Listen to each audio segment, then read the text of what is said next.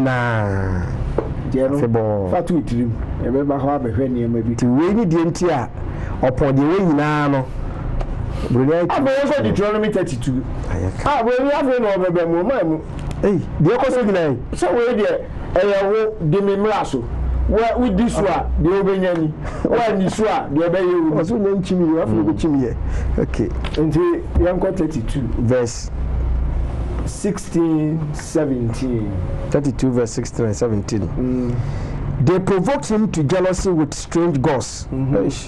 With abominations provoked they him to anger. Verse 17, they sacrificed unto devils, not to God, to gods whom they knew not, to new gods that came newly up, whom your fathers fear not. Verse 17, let's see. Matthew 21. Verse 21. 32 verse 21. They have moved me to jealousy with that which is not God. They have provoked me to anger with their vanities, and I will move them to jealousy with those which are not a people. I will provoke them to anger with a foolish nation.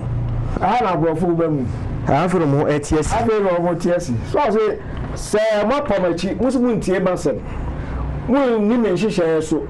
Muntu ana mo sanya wobetimi ahu sanya eniama me dia ma mu ni nyina no wobetimi ayusu na ye ama mo dia na se de mo ba be ye no modi mani a kire baabi sanya mo be hye mabufu na ma ye bibia memo be hye mabufu na me kwa me de ndie nkofo bi kwa me musu o mo ye nipa amna me be hye mabufu nti anyame bi mu a yera nanom krampo yera nanom ansuro ana yakofa ne de de anyunkutwe de amano nto betwe aso to de be hye sa oman na sebe omunyiamu no ensa Deuteronomy 28:49. Deuteronomy chapter 28 verse 49. Verse number 49. I say, the Lord shall bring a nation against thee from far, from the end of the earth, as swift as the eagle fleets, a nation whose tongue thou shalt not understand. How many by you go school near Chile? Said the coming of the Europeans. The brother for you. And the crowd, the young mother count. Two points, put shy, and 10 points. Oh, we now buy empty on no, see me do better.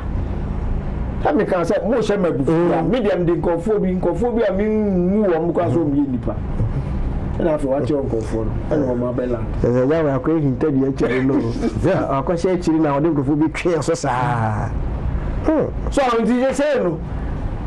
Africa continent no yanam chastisement atwetwe bi ena oba de etwe of person educate am for akakra maye de kan we ka say am fa na mema time fa ya ma ko say dem ko we aso no on fa ya tira we say be sha se no fa me de no ofa the person educate nkofo bi wa maye won see kan no obi so be ka say na infa na yamani nyame akwan ene Ghana se bia so nyame me ye fasting me bom paye me ye akonkere ofa sanyema we gina no chiro yamani nyame akwan amani nyame akwan kire se oba de am my religion very good that bia ya ka religion asemo a ya na eye binumu se ye se ye ka de o se ye de yo oba de ama also religion also okay the other man say yem fa ne mra okay Deuteronomy 28:1 and 2 no no one can say mon kwa so dem na mon ko sana mon ese no can say one can so tie ne di na sedie so a enu no ka kire nhira ibedi nhira be ye dia ne mum say ya so brache ni andi ne man sem du so dia ene na san so no enti no ye ya fa say religion ena ye ekwaya de sum obaki eno no de ne ho se me de ma mo religion emra nam de ma mo ma emra no empiem firi wo dada aduma a wuye wadidiem wa hofa wonkomodie saa ne me na me pese obi hu anu ahu se ono obadi ne enamo mitimi hu wo mu ono na obedi adanse na obeka se me kwa asori we ene o kan wa rida because bibia ni mu a ebe free mu aba And that is where the crux of the matter is. And the Asuchia, your name was saying, Oba dear na ashishe, waka say, or the Nkofo Baba Betria so near who, near to Anamua, see it. Yasa who say, and say a samba. That's a Yanjimi and yes, Abia, Obama, and near my better to you. A comma some near can go Ezekiel 5:12. For D for Ezekiel chapter 5. We were doing another session. As Africa, a fever, young yellow fever. Yeah, got that. A shabubi. So over 15 verse 5 verse 12. Ezekiel chapter 15. Ezekiel chapter 5 verse 12.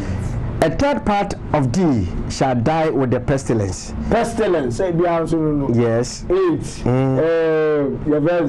Ebola.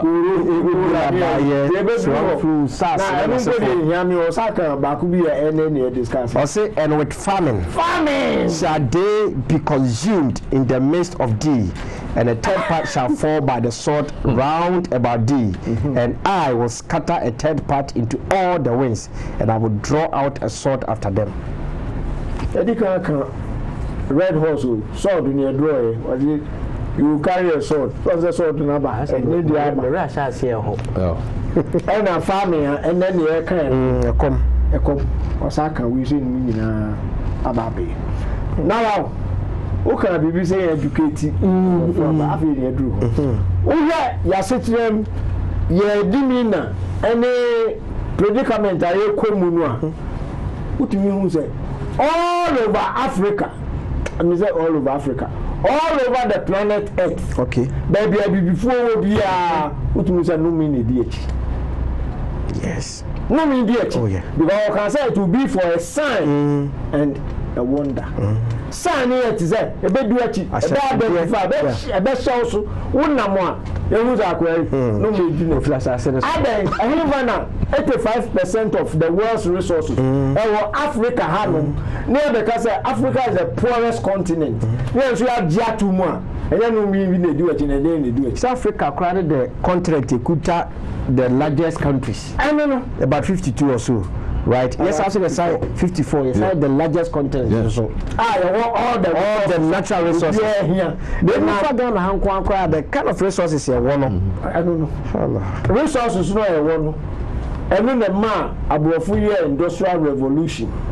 If you say one man raw materials free, no could be factories or any yes, I had the finished product number or the price account.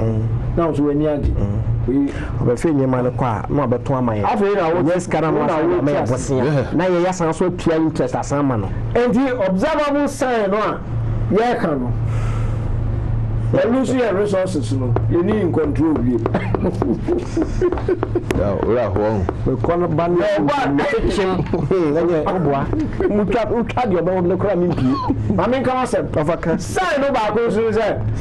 we cannot even feed ourselves all the land. Come in Africa pictures in the Tribulation is for a baby. Now there we are parents hey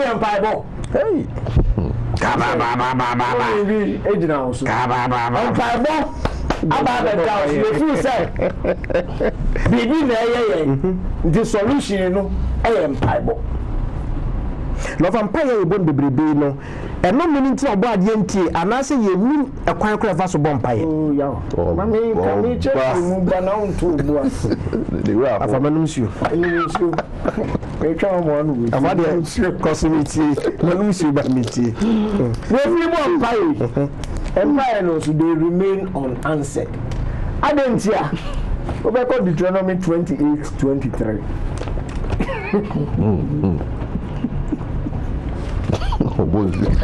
about me edition 28:23 assembly this in Ruben Deuteronomy chapter 28 verse number 23 and thy heaven that is over thy head shall be brass and the earth that is under thee shall be iron and you are even a bomb by na marco.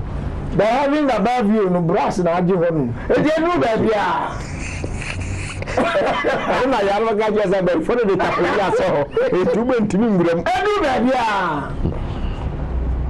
ana asase na ujina sokura mbo no wona ase no ayo cases ne bi no hey endi mpabo ayegusu women's are glow omo ye na we ye then na president bi obe institute say yenya national day of prayer many by any to be no actually see Daily Graphic 1st February 2010 page 15 so on much of politics but to boss make National Prayer Day annual affair I say yempe edaba ko bi nsu afibia no be ye yension to nyame olenge kaba okay nipa true story and friend Timothy Goba was it President JEA Mills has sought the support of the clergy to make the National Prayer Day an annual affair. He said every prosperous nation the world over had a spiritual foundation, stressing that, and I quote, the spiritual foundation is more important than the superstructure, unquote. The president, who said this when he invited members of the Council of Christian Churches to seek their support to make the National Prayer Day an annual affair at the Castle Usu, said, and I quote, I invite you to appraise you and seek your support, unquote. He called on Ghanaians to acknowledge God for the gains being made by the country, particularly in the political front, saying, if there are benefits currently being derived, it is the wish of God. Men can be. Afano Krabin Kubium. Mesama Obiama Mwaka. Nasa Council of Friends say Council of Christian Churches. Oh, Yahweh, Yadika, who say, you may be now bias. Council of Churches, and that vehicle of religion on dinner. And no one himself, no mean be a baby. I'm one casa crown. And you know, almost a mere same low. Higher coin. Corona by. Oh, so say, dear, see a share in your body. So I'm not coming. Aha. Any crown. Just the headline. Daily Graphic, Wednesday, March 25th, 2020. Nation fasts, praise today. Nations fast and praise today. As part of the measures to curb the pandemic, the government has closed all the country's borders, land, sea, and air to human traffic for the next 2 weeks, with effect from midnight last Sunday. Nation fast. Praise the whole Ghana. Yeah, fasting. If you say BBB bar, the friend of pandemic. Second one, no graphic, yes, sir. Daily Graphic, Friday, March 2020, that is 20th March 2020. These aren't normal times. Seek God's face for restoration. President tells Christians over COVID-19. Duncan Wahao, Archbishop the Papa, Archbishop Dake Ward Mills, Apostle Professor Opoku. Yeah, me time. Of I never my time. Of I uncle next one now. Okay. No, Patu. Me more who when me now say. Kwa no me one so no. Who the observable signs. Sir. Ni bi bia yem paibo. Ni bi bia yem paibo. Empaibo nso no with the wrong approach. Okay. Case now about Sunday, we don't put like I'm what me anya and I'm on tour. I made to my Samson. I got free ball. Goes about the ammo to me so mammy dear so fine him. One more buy I did on and is establishing a plantation system of cash crops. Okay. And no, I want to be share world trade, Musa, and only the only viable product. It will free Africa a world recognition, raw materials. And the statistics here, raw materials are they come out abrofu abruchi, edicor. Ever seen 2021, Ibusua, if you say, they can't say, I may say, that the raw materials they call as a means of survival. Nah, it will be at the expense of food production. Na we oba so be one district, one factory. Kaso be try. Yeah, no fiber. African Corporation. We can we. We are working. Deuteronomy 28 verse 20 there can. And no one that goes am say no. As I said be din am outside that there no. Silent here. 22nd July 2011 public agenda. Africa EU cooperation on raw materials.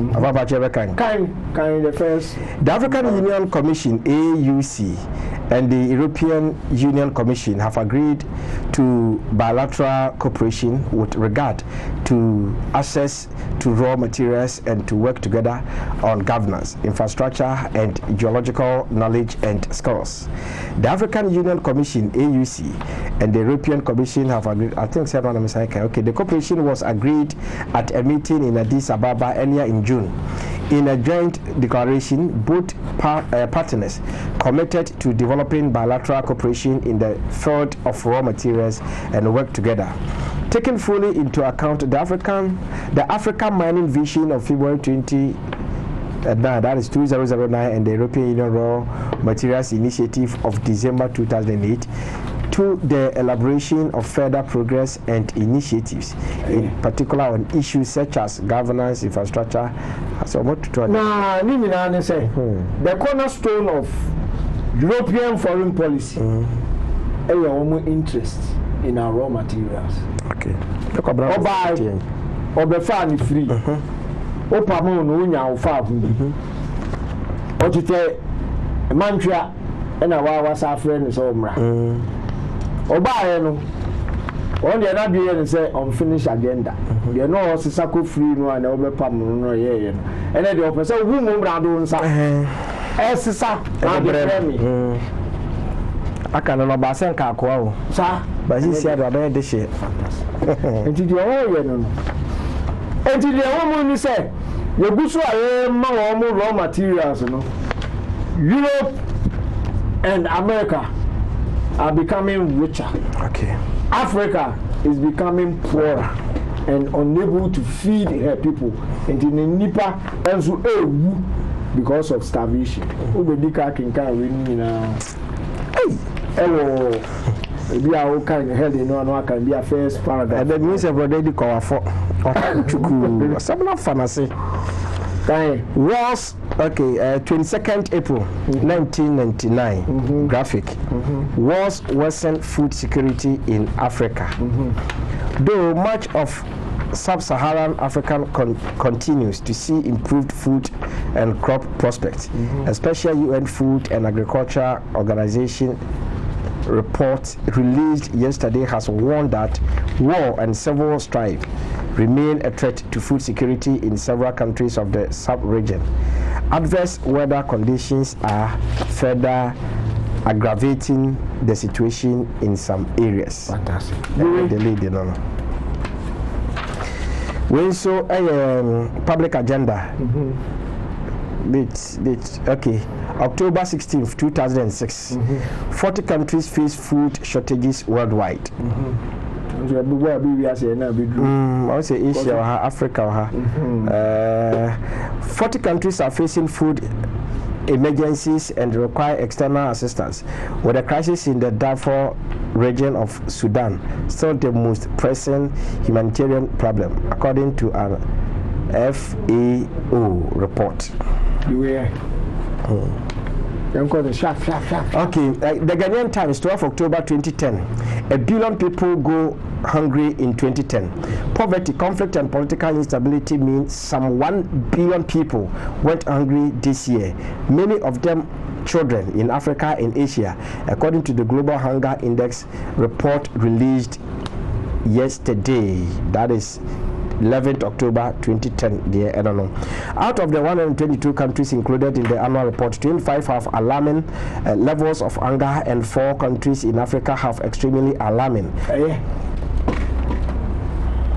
Daily Graphic, Tuesday, July 13th, 2021. World Hunger Worse in Pandemic Year. UN The United Nations lamented what it called a dramatic worsening of World Hunger last year, saying much of that is likely connected to the pandemic. A report issued jointly by 5